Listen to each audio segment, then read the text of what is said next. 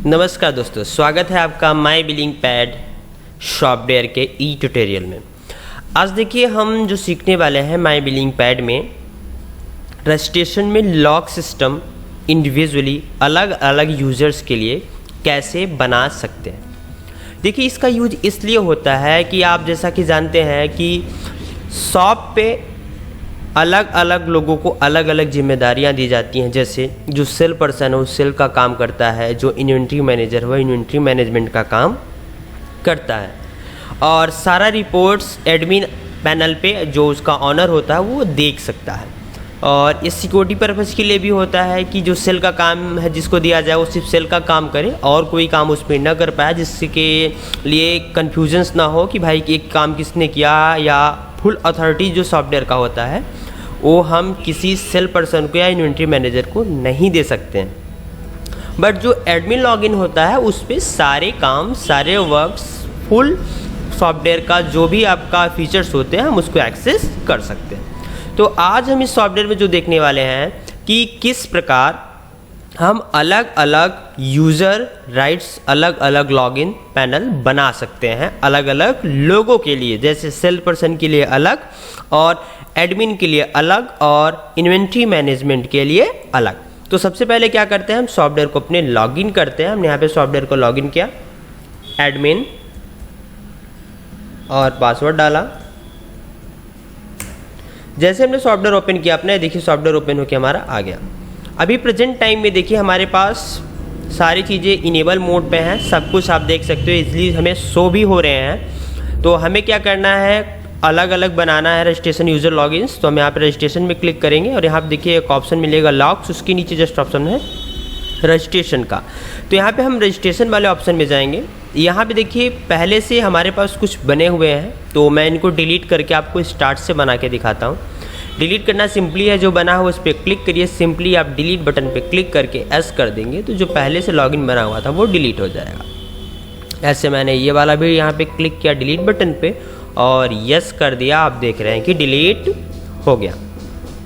अब सिंपली करना है क्या हमें, जैसे मुझे अभी एक सेल पर्सन के लिए बनाना है। जैसे हमारे यहाँ पे एक अमित नाम का लड़का है जो वर्क करता है हमारे शॉप पे, तो हमने यहाँ पर डाला उसका नाम अमित, और अमित को ही हम यूज़र आईडी उसका बना दे रहे हैं।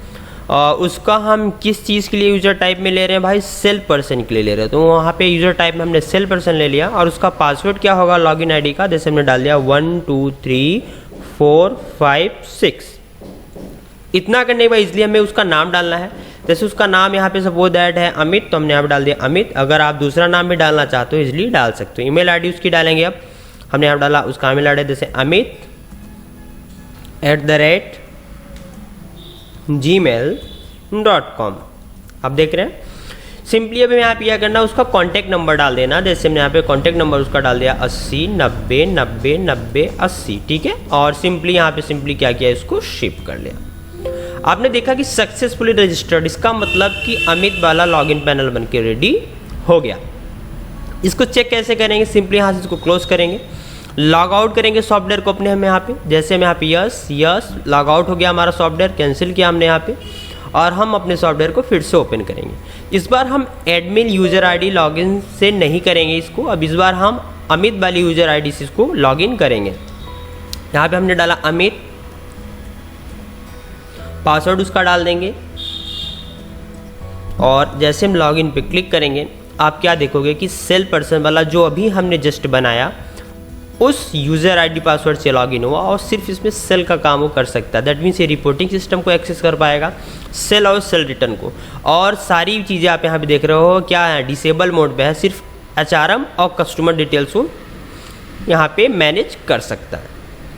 अब नेक्स्ट जो टाइप आता है हमारा कि भाई हम अगर एडमिन में जाके इन्वेंट्री मैनेजमेंट के लिए कैसे यहाँ पे क्रिएट करेंगे, क्योंकि भाई सेल रिटर्न हो गया तो परचेस भी होता है, परचेस रिटर्न भी इन्वेंट्री मैनेजमेंट में आता है। तो हम यहाँ पे इसको लॉग आउट करते हैं पूरे सॉफ्टवेयर को अपने, और लॉग आउट करने के बाद अब हम क्या करेंगे, एडमिन माने लॉगिन पैनल से इसको लॉगिन करेंगे। तो यहाँ पे एडमिन का यूज़र आईडी और उसका पासवर्ड डालेंगे। जैसे कि यहाँ पे आप देख रहे हैं मैंने यहाँ पे एडमिन का यूज़र आईडी डाला एडमिन, और उसका पासवर्ड डालेंगे यहाँ पे और लॉगिन। जैसे मैंने एडमिन वाले पैनल से इसको लॉगिन किया यूज़र आईडी पासवर्ड से, आप क्या देख रहे हो कि फुल फीचर्स इनेबल आपको देखने को मिल जाएंगे। दैट मीन्स यहाँ पे सारी चीज़ें इनेबल हैं, आप पूरा एक्सेस कर सकते हो सॉफ्टवेयर को। अब यहाँ से मुझे दूसरा बनाना है, तो फिर से मैं रजिस्ट्रेशन में जाऊँगा, रजिस्टर्स, और यहाँ पे अभी मैं दूसरा नाम लेता हूँ। जैसे मैंने यहाँ पे एक नाम ले लिया, और चलिए नाम जैसे हमने यहाँ पे ले लिया अजित, और इनको हमने क्या बना दिया यहाँ पे इन्वेंट्री मैनेजर, और इनका भी हमने एक पासवर्ड डाल दिया। जैसे मैं यहाँ पे कुछ भी पासवर्ड दे सकते हो, मैं यहाँ पे दे रहा हूँ 1 2 3 4 5 6 7 8, और यहाँ पे नाम मैं यहाँ पे जैसे इनका नाम डाल दिया अजित, और उसके बाद सिंपली क्या करना है इनकी ईमेल आईडी, तो मैं यहाँ पे ईमेल आईडी इनकी लिख देता हूँ @gmail.com, ajit@gmail.com। नेक्स्ट यहाँ पे उनका कॉन्टैक्ट नंबर, जैसे मैंने यहाँ पे डाल दिया सपोज दैट, चलिए यहाँ पे 10 डिजिट का हमें डालना है, तो हमने यहाँ पे 10 डिजिट का इनका मोबाइल नंबर डाल दिया। डालने के बाद सिंपली इसको हम सेव कर लेते हैं और ओके कर लिया। ओके करने के बाद यहाँ पे देखिए बता रहा है कि भाई अजित का जो है इन्वेंट्री मैनेज में बना है, अमित का जो है सेल पर्सन बना है, एडमिन का जो है एडमिन है। यूज़र टाइप्स में आप देख सकते हो। अब मैं यहाँ से इसको क्लोज करता हूँ और अपने सॉफ्टवेयर को पूरा लॉग आउट कर रहा हूँ। देखिए लॉग आउट इसलिए मैं बार बार कर रहा हूँ कि हर यूज़र आईडी से लॉगिन करके आपको दिखा सकूँ कि किस यूज़र आईडी पासवर्ड से आप कौन सा फीचर्स एक्सेस कर पाएंगे। अभी मैं माई बिलिंग पीओएस को फिर से ओपन करता हूँ, और जैसे मैंने यहाँ पे इस पर क्लिक किया, हमारा सॉफ्टवेयर यहाँ पे लॉगिन पैनल पे आ गया। हमने यहाँ पे डाला जो भी उनका था अजित, यूज़र आईडी अजित डाला, और यहाँ पे उनका पासवर्ड 1 2 3 4 5 6 7 8, और लॉगिन।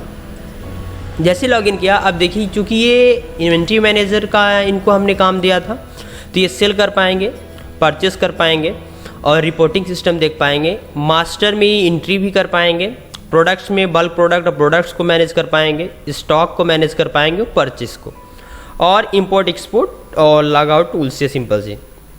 और ये रिटर्न्स का कोई भी काम नहीं कर पाएंगे। सिर्फ इनका काम क्या है, सामान कितना आया हम उसकी प्रोडक्ट परचेस में एंट्री करा लें। सेल भी कर सकते हैं क्योंकि उसके ऑथराइजेशन इसमें दिया गया है। तो ये था फुल सिक्योर ऐप कि मतलब आप अलग अलग व्यक्ति को इंडिविजुअली अलग अलग यूज़र आईडी पासवर्ड देके उनसे काम ले सकते हो। उनको जितना आप एक्सेस दोगे उसी काम का वो एक्सेस कर पाएंगे, अन्यथा किसी और चीज़ में वो डाटा से आपके, या तो आप पर्सनल आपका कितना परचेस हो रहा है वो प्राइस सीन नहीं हो पाएगा उनको। कहने का मतलब दोस्तों सिर्फ इतना है कि ये फीचर्स बहुत ही ज़रूरी होता है जब हम एक आप समझिए कि प्रोफेशनली वर्क करते हैं, तो हम अपने बिज़नेस का सारा जो भी वर्क होता है, जो भी हमारा यहाँ पे पूरा डिटेल्स होता है, मैं नहीं चाहूँगा कि जो एडमिन जो सारे काम कर सके वही काम कोई और भी कर सके। परचेस रेट क्या हमारा कोई और भी देख सके, क्या बकाया है, कितना किससे लेना है देना है। दैट मीन्स ये सारी चीज़ें और सेल वाला पर्सन ना देखे, सेल वाला पर्सन सिर्फ अपना काम करे, इन्वेंट्री मैनेजर सिर्फ अपना काम करे, मतलब अलग अलग काम अलग अलग लोगों को ईजिली डिवाइड करके बांट दिया जाता है और वो अपना अपना काम करते हैं। तो दोस्तों मुझे आशा है कि अभी आपको इस वीडियो में अच्छे से समझ में आ गया होगा कि मुझे इंडिविजुअली कैसे रजिस्ट्रेशन में जाके अलग अलग यूज़र्स के लिए उसको उनका काम डिवाइड करके किसको मुझे सेल पर्सन बनाना है, किसको इन्वेंट्री मैनेजर बनाना है, उनकी यूज़र आईडी पासवर्ड हम क्रिएट कर सकते हैं। और उस यूज़र आईडी और पासवर्ड से जो लॉगिन करेंगे तो उनको वही काम कर पाएंगे जिसका आपने ऑथराइजेशन उनको दिया है।